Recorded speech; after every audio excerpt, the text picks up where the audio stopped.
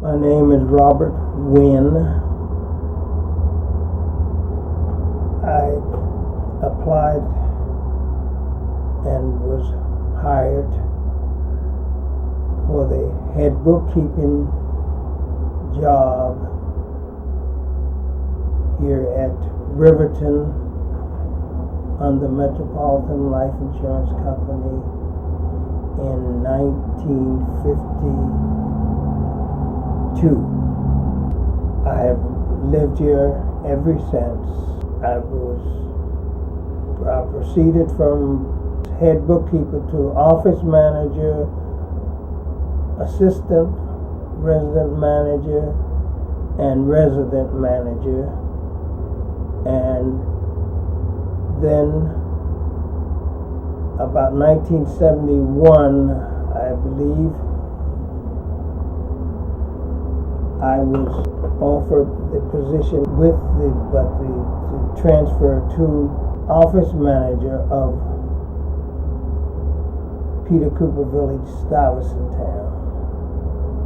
So I was transferred down there and worked there from then for a few years, and then was promoted to the position of staff accountant at Metropolitan Life Insurance Company in its main office building at 1 Madison Avenue. And there I retired from that job in 1986. Well, I was born in Virginia, came to live in Pennsylvania.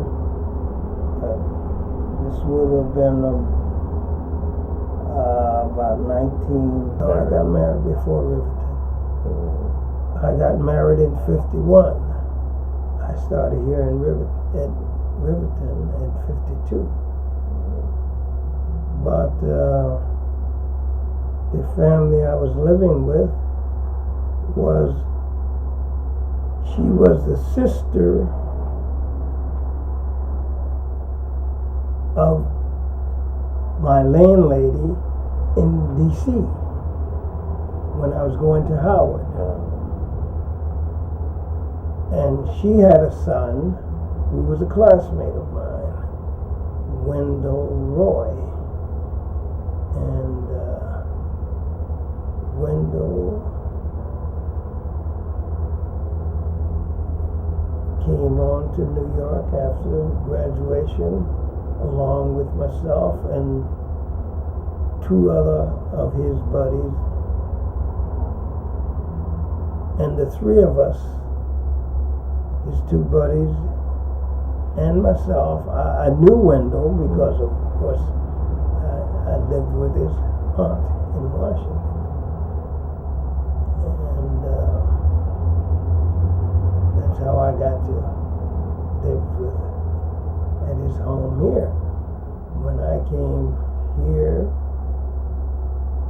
his mother had 3 roomers, Wendell's 2 buddies and myself.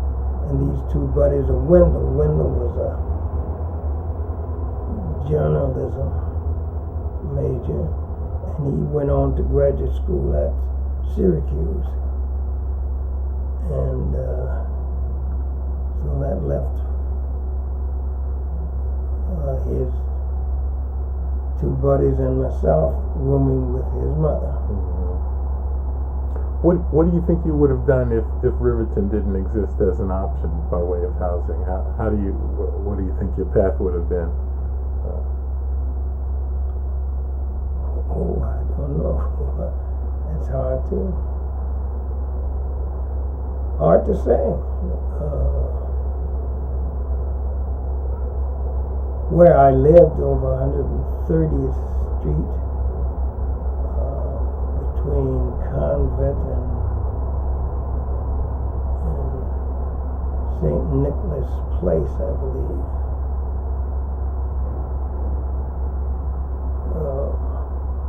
Was a good building. good neighbors we had, but that's where my wife was living when I married her, but it was just, she had just a 1-bedroom apartment, and so we wanted larger place after we got married. And of course, if what would have happened is we were on the list, perhaps eventually we would have gotten a larger place right there.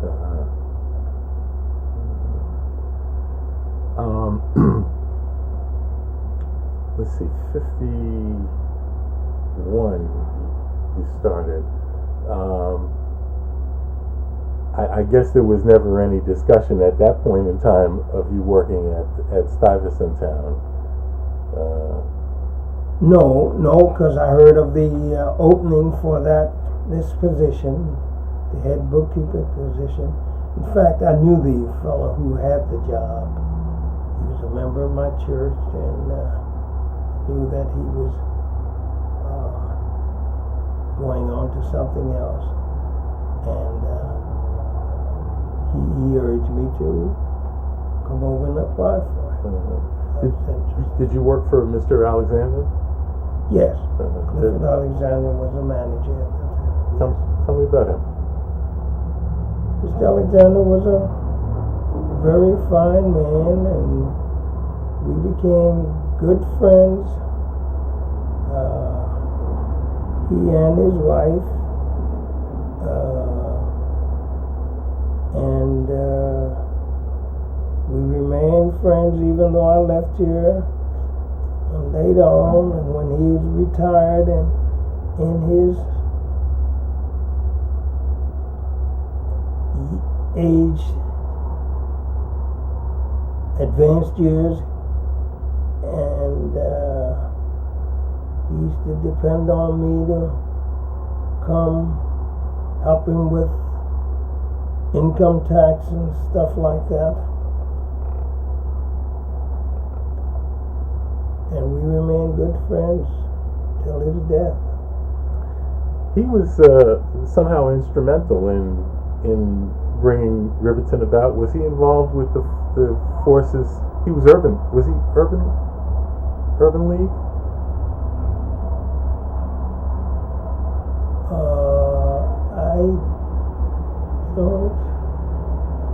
I don't recall that he was urban league. There were some urban leaguers here. Julius Thomas, I know, urban league. Charlie Eason was an urban league. But I don't know what forces might have been behind Metropolitan decision here, because that would have been before I even got to New York. Because I think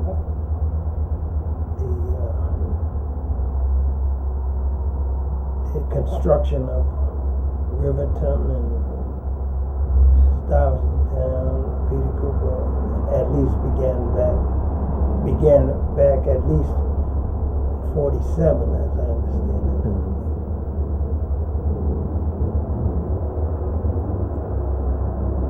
So I wasn't familiar with any New York politics or whatever. As you reflect back on the past 60 years, how do you think things would have been different if the housing landscape had been equal and we could have been downtown or uptown or wherever we wanted to be? How would that have affected your life, if you can put yourself in that frame of mind? That's hard to answer. What would have been, would you have made the best of it as you have done? tried to do the best you could with what was before you, what was presented to you, how you could live. I'm used to having being born in the South. Certainly that was segregated conditions. But then at an early age, remember, I came to live in Pennsylvania. And we lived in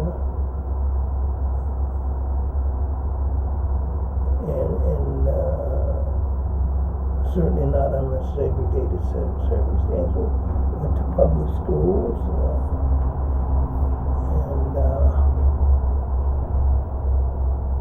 I enjoyed my life with living amongst Italians, really, was the neighborhood in which I lived in Pennsylvania. It's and so I think that what is there, you do your best with what's there, and you wouldn't know of something different unless it occurs. So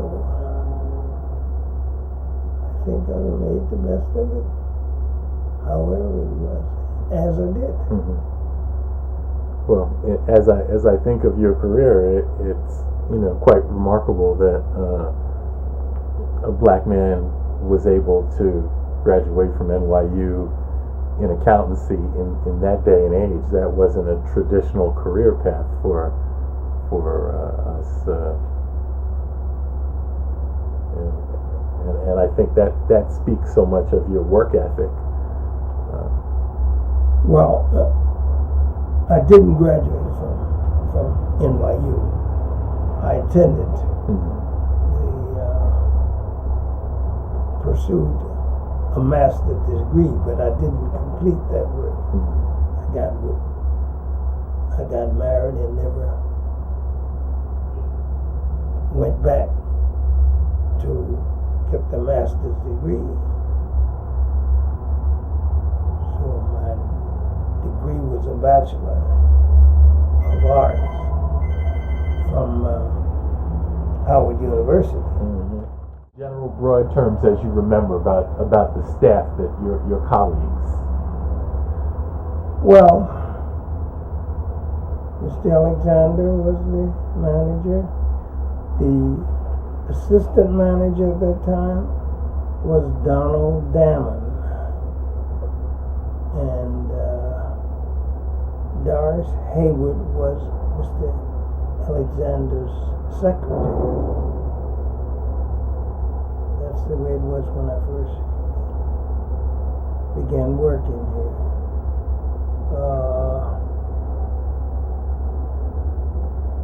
But it was all like one big family. The maintenance staff. There was Robert Merrill, who was considered the head gardener, in charge of the staff grounds. There's Charlie Clark, who was the superintendent and the head of all of the maintenance personnel.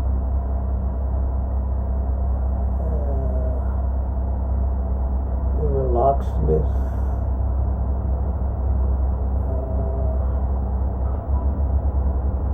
As you mentioned, the landscape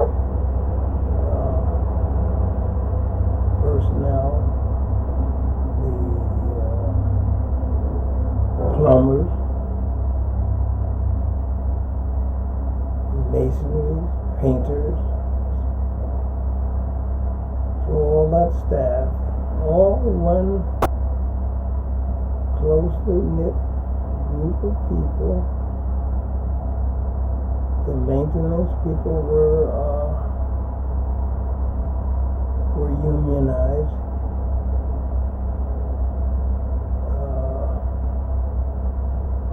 Workers. And so it went very well, very well. We all enjoyed working with each other very much.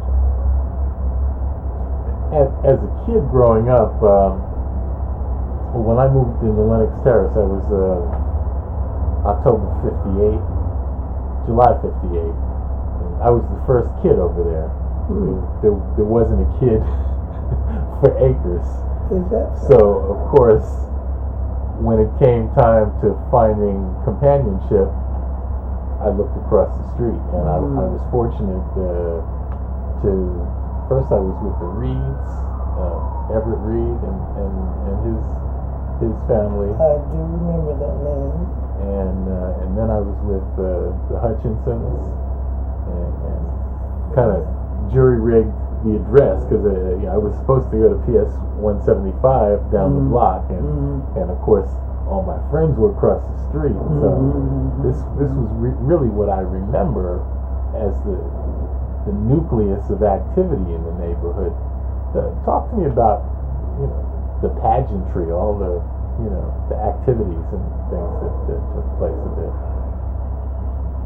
Well, that. Now, my wife was originally a social worker. She was a graduate of Nana University School of Social Work and worked as a social worker with the Edmund Gould Foundation and in its foster care department. And she worked until my son was born in 52.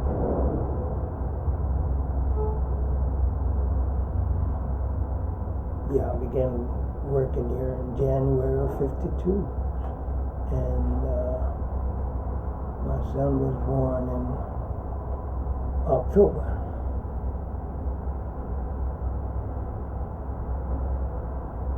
October, November, 10, 11.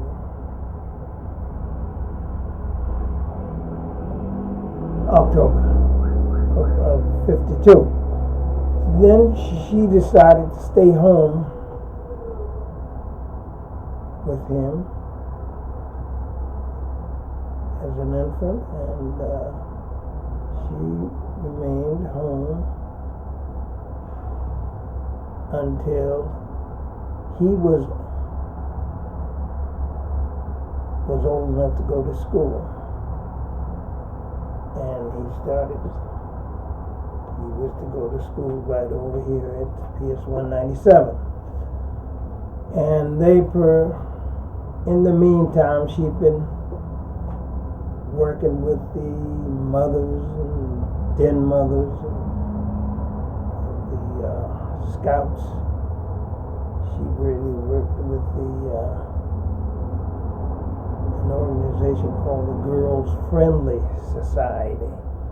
This was young girls in the Episcopal Church.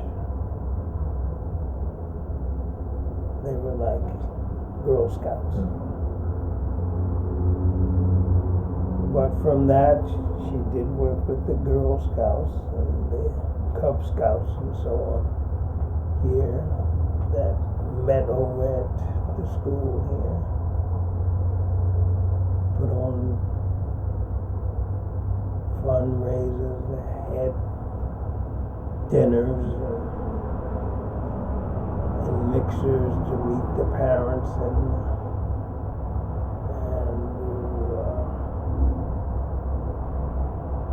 carry on the scouting work of the children. So that was the beginning of the neighborhood and getting to really know people and working with each other as neighbors, friends. I found that scouting experience to be very rewarding. I had the pleasure of being taught things by Mr. Glass and Mr. Wright and Mr. Clark, Mr. Hunter. It was a very, very, very involved community, and I think that all of my generation, maybe we were overindulged a bit, but I do think that we were definitely the beneficiaries of some powerful role modeling. Well, I agree that people like Lee Glass and Mr. Wright, all of those who worked with the children, the boys. I think that was a very positive experience for the children, for my son, and these are the things that many of those persons remember today about their childhood and upbringing here at Riverton. The positive experience of scouting.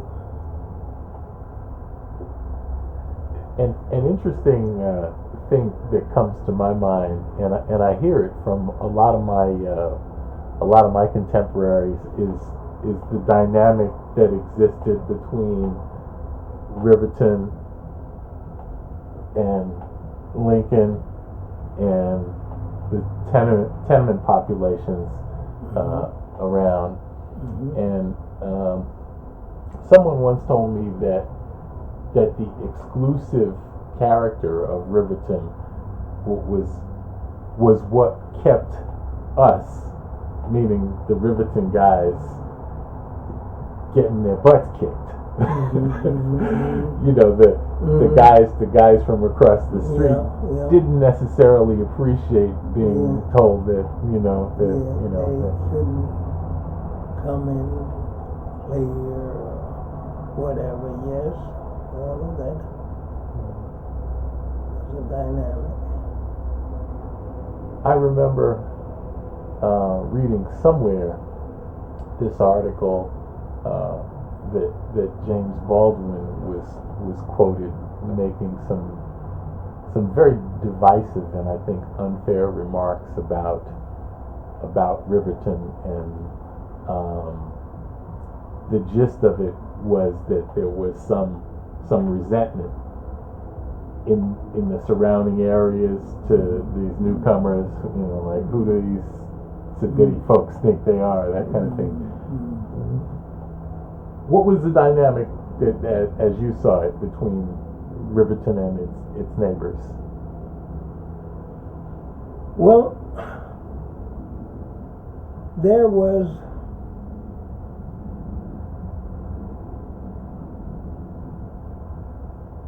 those who lived, let's say at Lincoln, and I knew them. I had friends over there. I had a buddy in particular who was an army buddy of mine that lived there. So I knew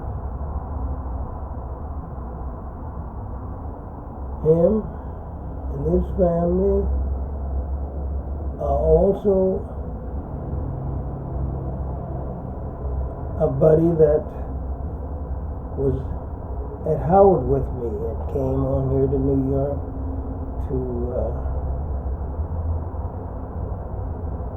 and lived with me at Wendell Roy's mother's home.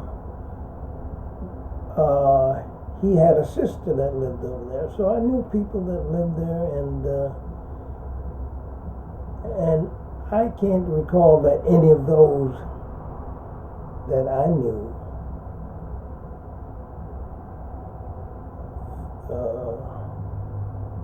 ever felt or said anything disparaging about the Riverton neighbors. I think they realized that it was a different dynamic living there or living here than living there. They were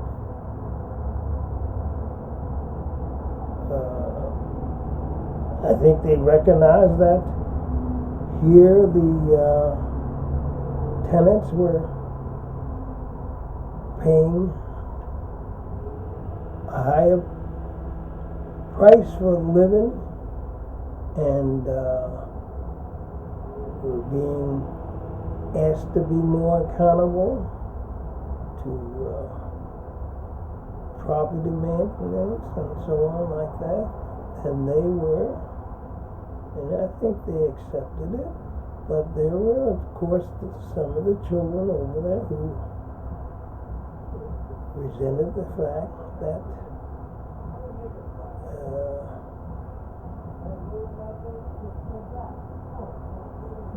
perhaps the Riverton children had a little more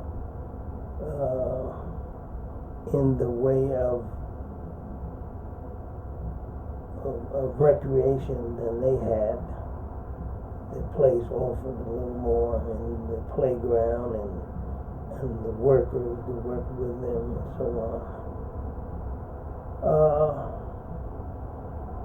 But I don't remember any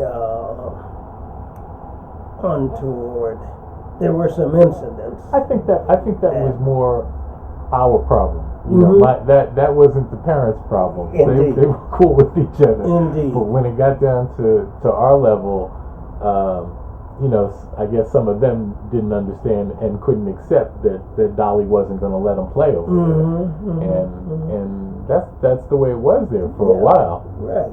Interestingly, as things evolved and as Cal and Bootsy got involved, it was a real melting pot. So the community definitely went through some changes. Yeah. I mean, Bert Belasco was crowing at the last reunion about how he was the first one of us to go across the street into Lincoln and whoops a butt, you know, because there had been this encounter. He said this and she said that, and a little push came to shove, and you know, I guess we were kind of tagged as being the softer ones that were apt to shy from the conflict, and he took it a different way. I guess that's why he went into the army. Yeah, but I think you're so right about the playground. Just the way it was framed, you know, it was and that's what Lenox Terrace was missing too. It didn't have that common area, the village green, as it were. I remember spending quite a lot of time out there. You know, a lot of great friendships were made out there. Yeah. And I myself, we used to, I worked in the office, and many times I left office clothes, I came onto the playground, and we would begin a bridge game.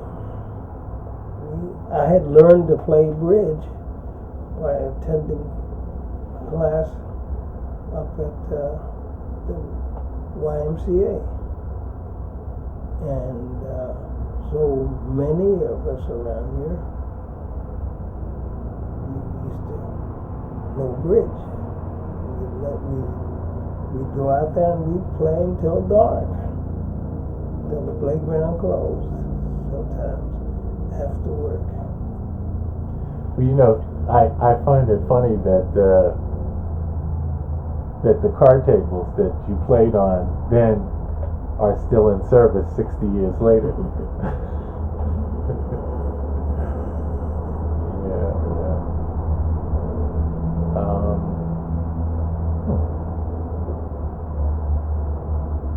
Did you know Constance Motley? Oh yes, I knew her. She lived here, I believe, 2181. Tell me about her. Did you ever have any encounter with her? Not I. My wife knew her well and had stories to tell about her, but I didn't myself know her. Yeah, I knew her son Joel. He was also in the same scout troop when Bobby and I were there. My mother was a scout, a den mother at the time too. Is that so? Yeah, she was. In fact, I think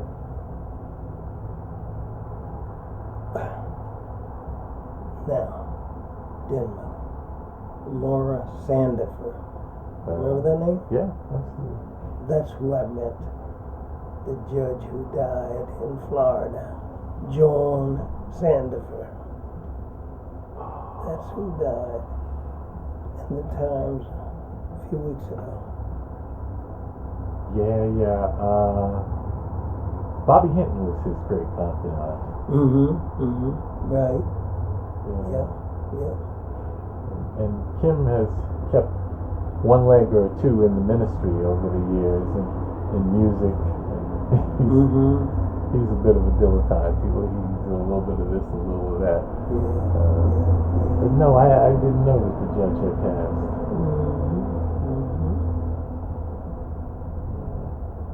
Well, kind of wrap it up for me. Sum up these 60 years in 60 words or less. Well, it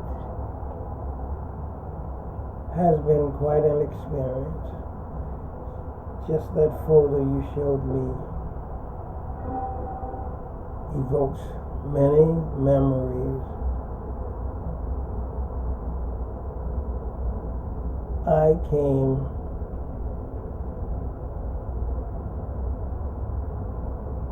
to believe, to feel that Metropolitan had been remiss, to say the least, in its treatment of blacks, not only from the standpoint of the housing, from its earlier business practices and insurance. And but yet, as I worked with the men and women of its housing division, from the beginning right here to getting to know the staffs of the Parkchester and Peter Cooper Village and Stuyvesant Town, and indeed they had Metropolitan had two housing divisions out in California, one in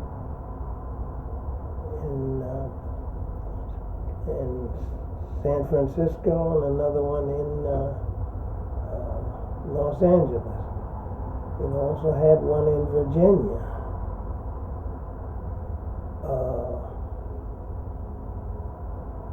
But as I came to know the people working with them, and I enjoyed them, we were good friends, and I thought of Metropolitan as being, once it reached the decision to integrate, it went all the way. It was sincere in it, and I was glad to be a part of it when my 37 years of working with him. And we had many good times together, enjoying each other at Christmas parties and birthday parties or retirement parties. And that's what that was, probably a retirement party.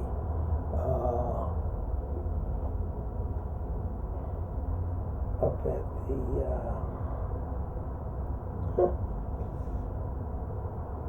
it was it was the only hotel in the Bronx, I guess. Oh. Not 149th, 165th. 165th and Concourse. That's where it was. It then later became a welfare hotel, I believe.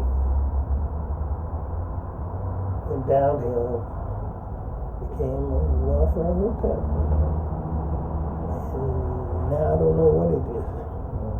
Whether it's any considered a hotel or housing or whatever. I don't know. Well, you know, I kind of I've quoted this cliche as relating this situation to taking lemons and making lemonade. You know, we did not get the preferred accommodation downtown, but we got what we got, and we did what we did with it. You know,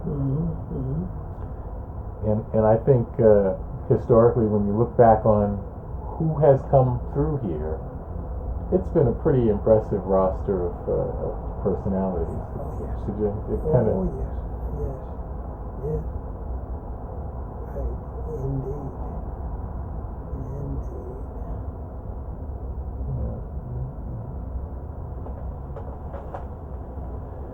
I'm going to show you.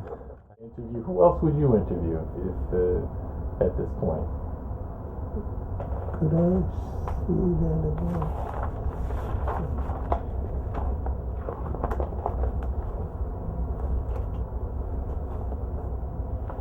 Well, Cal Ramsey's one.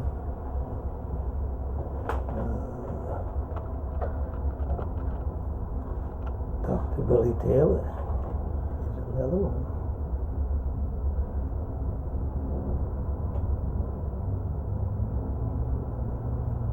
Mrs. Bell, Mildred Bell, Medley.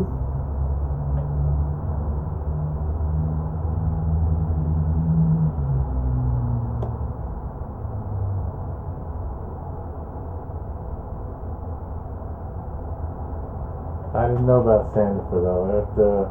I just talked to. He used to call himself Floyd, but I know him as Kim. Just talked to him about a month ago. I had no idea. Is that so? Yeah. Yeah, we had some. Where is he? Do you know? He is in New Jersey, I believe. Oh. We had some characters here though. Neil Senior was a hoot. I remember him vividly. He was Neil. Dennis Neal's father. I think he was one of the guards. And Bobby Hinton Sr. He was another one of the guards. Oh yeah. He eventually went on to become Sandifer's right hand. Right. Yep. Yeah. Bobby Hinton. Sam Carr. You remember Sam Carr? Yes, of course. That's Craig and Brian's Yes. father. Yeah. Well, Sam was one of those you used to play bridge out there on the ground.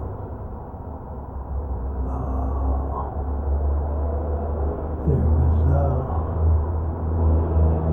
can't think of his name. Oh, one name I thought of. I was thinking of Claude, the trombone player in Duke Ellington's band. Claude Jones. That was his name. And I think Robeson's brother was Paul Robeson's brother was a minister, and he had a church right around here, and he lived.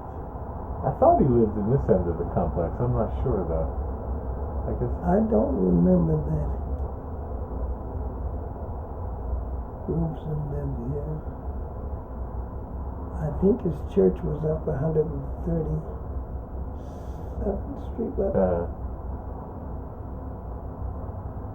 towards Lenox Avenue. Okay.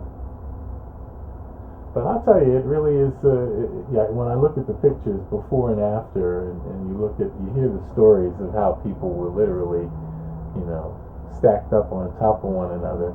It seems you were fortunate in that, that wasn't your experience at the time. But I hear a lot about just how crowded things were. I do remember after coming here to live, the sort of sad condition of other housing within the block from 5th to Lenox over here on this side of on the north side of the street before the schools or Harlem Hospital developed and the school was built. Interestingly, there's that corner of 137th and 5th that, for as long as I can remember, for over 45 years, you've always been able to get some kind of fried chicken on that corner.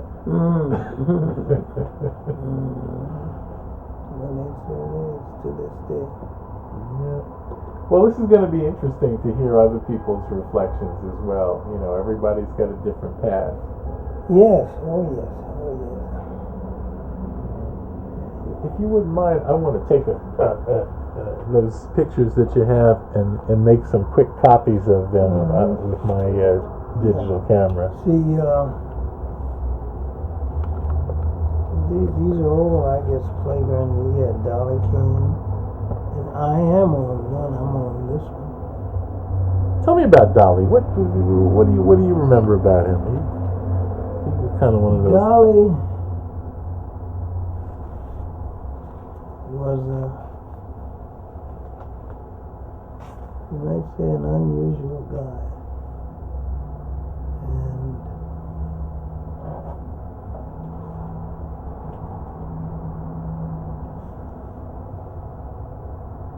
fortunate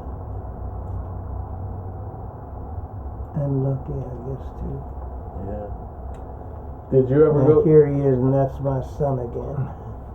That's my son there. Did you ever go to any of those Rennie games? Oh yes. Oh yes. Oh yeah, the Rennie games. What was that like? No, let me take that back. Not the Rennie games. That was, I guess that was before I got to New York. Basketball was pretty dead, I suppose. I don't remember them. It might have been the dregs of the league or something like that. The very end of it. So I might have gone to one or two basketball games, but I do remember the Rennie ballroom. Many dances being held there. Well, those guys ran a fierce program out here. I can remember the battles out there in this park. Well, yeah. Guys like Wilt Chamberlain used to be out there. We used to have a lot of fun with Wilt. Yeah, I remember actually coming back from summer camp and seeing Kareem Abdul-Jabbar. He was Yeah, Kareem. We used to, who was it? I mentioned playing bridge. We used to play before that a lot of other games. We used to play hearts. We call it hearts. We used to play whist, bid whist, all that led up to bridge. But I think the game of hearts, that's a game that I can tell you now how to play it. Oh, you don't have to tell me. I know how to play hearts. Is that the game where you have to drink water? I don't remember drinking water. I say I know how to play. I knew how to play. I knew how to play. Well, I knew how to play. But, I did too. But there was one game that we used to play in which if you lost, you had to drink this quart, I believe, of water. That does sound familiar, but I don't know. I don't know the game. Either Wilt or Kareem, one of them, I remember one occasion which they had so much fun making those guys drink that water. They had to pay the penalty. Yeah, very, very dynamic scene around here, I tell you. And I guess there's always the tendency to look back on it and remember the old days. Mm-hmm. And it's probably pretty dynamic even now still, you know? Yeah, I guess so. Did you have some family photos? I want to get a picture of you and the missus and Bobby maybe when you were when he was a kid. You know, just something to show the whole family. Yeah, let's see. Well, here's one right here. Definitely just grab that. Yeah, that's the one that